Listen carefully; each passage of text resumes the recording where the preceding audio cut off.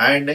నేను మీ doctor Ganta Srinivasa neuro centre, Kothapet, Guntur. ఈ మధ్య ఒక వింత కేసు అంటే కామన్ కాదు, వెరీ రేర్ గా వచ్చేది. ఏంటంటే పేషెంట్ నవ్వుతా ఉంటాడు, ఇంకెవరితో మాట్లాడా కొద్దిసేపు, ఇలా కండిషన్ నవ్వి పడిపోతాడు. ఈ రెండు కండిషన్ తో వచ్చారు, వెరీ రేర్.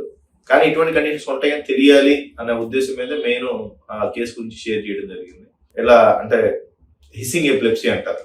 అంటే హైపోథాలమస్ అనేది ఒక ఏరియా ఉండేది బ్రెయిన్ లో, దాంట్లో హెమటోమా అంటే ఒక టైప్ ఆఫ్ ట్యూమర్ ఉంటే వాళ్ళు హిస్సింగ్ ఎపిలెప్సీతో ప్రజెంట్ అవుతారు. ఇంకేం ఉండదు, లోన్లీ నవ్వుతూ ఉంటారు, నవ్వుసేపు ఎవరితో మాట్లాడట్లేదు, కంట్రోల్ లేకుండా అవుతున్నాడు అంటే.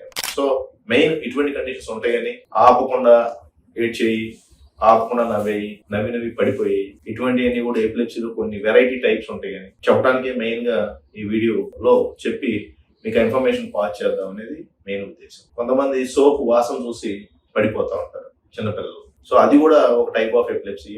కొంతమంది జస్ట్ కళ్ళు కొద్దిగా అట్లాగా చూసి సూర్యుడి కళ్ళు చూసుకొని పడిపోతూ ఉంటారు చిన్నపిల్లలు, ఇవి కూడా ఒక టైప్ ఆఫ్ ఎపిలెప్సీ. ఇటువంటి రేర్ ఎపిలెప్సీస్ కూడా ఉంటాయని, ఇవన్నీ ఏదో జస్ట్ మామూలుగా అని అనుకొని వదిలేయడానికి లేదు. కొంతమందికి తలకాయ నొప్పి ఉండదు చిన్నపిల్లల్లో, ఓన్లీ పొట్ట నొప్పి అని వస్తారు. వీళ్ళకి అబ్డామినల్ మైగ్రేన్ అంటాం, అంటే తలకి ఉండకుండా పొట్టలో ఉండితే. వీళ్ళకి సిటీ యాంజియోలు, అబ్డామినల్, కొలాంజియోలు అన్ని అయిపోయిన తర్వాత ఏముంది అబ్డామినల్ మైగ్రేన్ అంటే ఆ డయాగ్నోజ్ చేయడం అనేది ఇంపార్టెంట్. అందుకని అన్ని చూసినా లైక్ సిటీ అబ్డామినో, ఎంఆర్ఐ, కాలోస్కోపీ, ఎండోస్కోపీతో అన్ని పెట్టి చూసిన నార్మల్ గా ఉండి పెయిన్ కనుక వస్తా ఉంటే అబ్డామినల్ మైగ్రేన్ అయ్యేది ఒకటి ఉన్నది ఎంటిటీ, అది న్యూరాలజీకి సంబంధించింది అనేది తెలుసుకోవడానికి మెయిన్ గా ఈ వీడియోలో చెప్పడం జరిగింది. ఈ వీడియోలో రెండు, ఒకటి ఆపకుండా వచ్చే నవ్వు ఒక టైప్ ఆఫ్ ఎపిలెప్సీస్, తర్వాత తెలియకుండా కళ్ళు ఇట్లా కనుకొని లేకపోతే సబ్బు వాసన చూసి పడిపోయి ఇటువంటి లైక్ మనకున్న పంచేంద్రియాల్లో స్టిమ్యులేషన్ వల్ల వచ్చేది స్టిమ్యులేటెడ్ ఎపిలెప్సీ అంటారు. తర్వాత మూడోది నేను చెప్పాలనుకున్నది మెయిన్ గా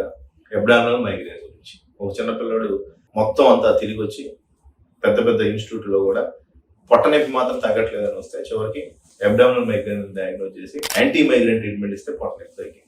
అందుకని ఆ మూడు సంఘటనలు షేర్ చేసుకున్నామని ఈ వీడియో చేయడం జరిగింది. Thank you.